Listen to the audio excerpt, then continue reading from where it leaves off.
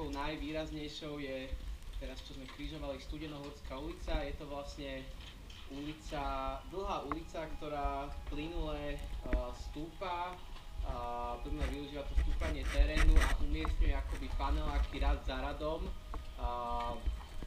po oboch stranách a vytvára to tak veľmi zaujímavú štruktúru takého dlhej ulice obstávanej.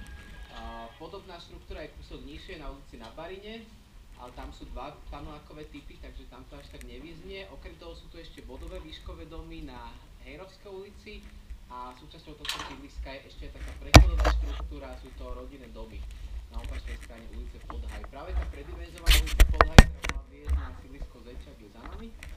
Cestu potom zídeme dole a počul som ešte nejakú teóriu, z toho to prišla ako nejaká urbánna legenda, že vraj zrkadlovo táto ulica Studenohorská mala byť aj na opačnej strane tej ulice Podhaj, ale prišlo mi to skôr ako fakt nejaká legenda, lebo ten terén tam vôbec na to nie je hodný.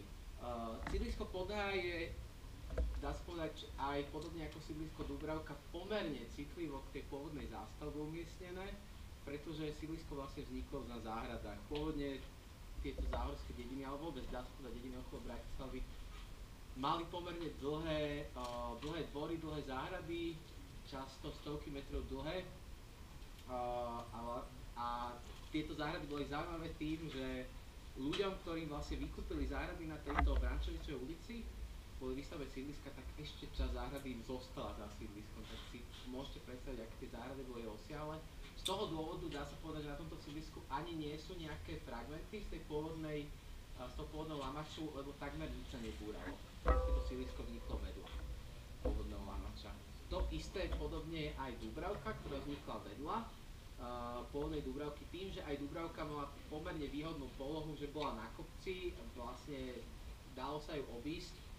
Úplne iný osud potom mala Karlova Ves, ktorá bola uprostred údolia, ktorá vlastne celá ustúpila sídlisku, zostali z len fragmenty. Urobíme si tú prestávku. Koľko času chcete? Tak sa na vec prejsť? Limonádu, nie? Tesco Express. Je tu nejaká ujara, vyzerá taký dosť fajzloidne. Je tu nejaká trojka, no, neviem. Je tu Tesco, ten starý otec je asi zavretý. A neviem, či tu ešte niečo je. Kúsok nižšie je Lidl, tam je ešte taká budka.